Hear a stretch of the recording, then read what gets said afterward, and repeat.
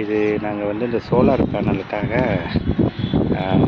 Wash பண்ணுறதுக்கு இந்த first ஒரு செட்டப் கொடுத்துருந்தோம். இந்த பார்த்திங்கன்னா இந்த பைப்லேருந்து வந்து இங்கே இதில் வந்து இந்த நாப் மாதிரி இந்த அப்படியே ட்ரிசில் ஆகும், ஃபாஸ்ட்டாகும். எல்லா சோலார் பேனலும் கொடுத்தோம். அணில் என்ன பண்ணியிருக்குன்னா இந்த மாதிரி கடிச்சு விட்டுருக்கு. ஸோ தண்ணி வந்து அவ்வளோவா ஃப்ளோவாக வரல. ஸோ அதுக்கு ஆல்டர்னேட்டிவாக நாங்கள் இப்போ வந்து இங்கே வந்து ஓஸ் போட்டு இங்கே வந்து நம்ம வால்வு நல்லா ஸ்ட்ராங்காக வால்வு போட்டு அங்கே வந்து ஓஸ் போட்டு ட்ரை பண்ணுறோம். கீழே இது மோட்டர் போட்டோன்னா இங்கேருந்து தண்ணி வரும். தண்ணி வந்துட்டு இந்த ஓஸ்லேருந்து இது க்ளீன் பண்ணலான்ட்டு ஒரு எக்ஸ்பெக்டேஷன். எப்படி வருதுன்ட்டு நான் உங்களுக்கு நெக்ஸ்ட் வீடியோவில் சொல்கிறேன். தேங்க்யூ. Okay, mission success. தண்ணி வந்துட்டுருக்கு பாருங்கள். இந்த ஓஸ்க்கு செக் பண்ணி மோட்டர் போட்டோன்னே அப்புறம் தண்ணி வருது பாருங்கள். Mission success accomplished. ஸோ இந்த மாதிரி நாப்ஸ்லாம் வந்து போடுறதுக்கு முன்னாடி எல்லாம் உங்களுக்கு வந்து சூட்டபுளாக இருக்குமா போட்டால் பார்த்துக்கோங்க. தேங்க்யூ. கம்ப்ளீட் பேனல் க்ளீனிங் பண்ணியாச்சுங்க. ஒரு 20 மினிட்ஸ் தான் ஆகும். எல்லாம் க்ளீனிங் பண்ணியாச்சு. அந்த சைடு 3 பேனல், இந்த சைடு 3, 6, 7, 8, 9, 10, 11, 12, 13, 14,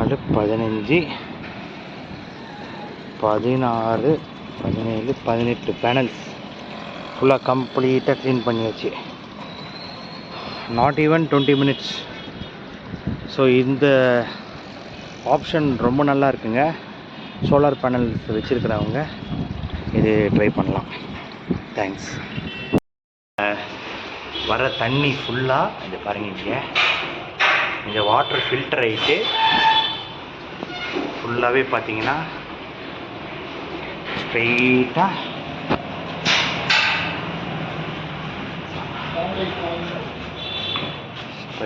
பார்த்தீங்கன்னா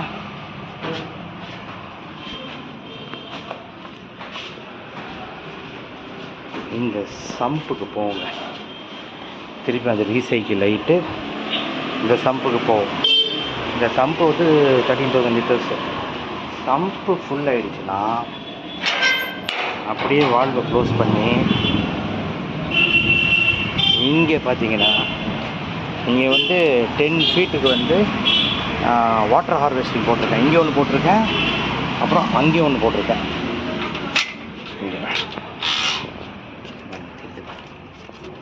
இங்கே ஒரு இதுதான் வந்து ஒரேன்னு சொல்லுவாங்க, அது இறக்கியிருக்கேன்.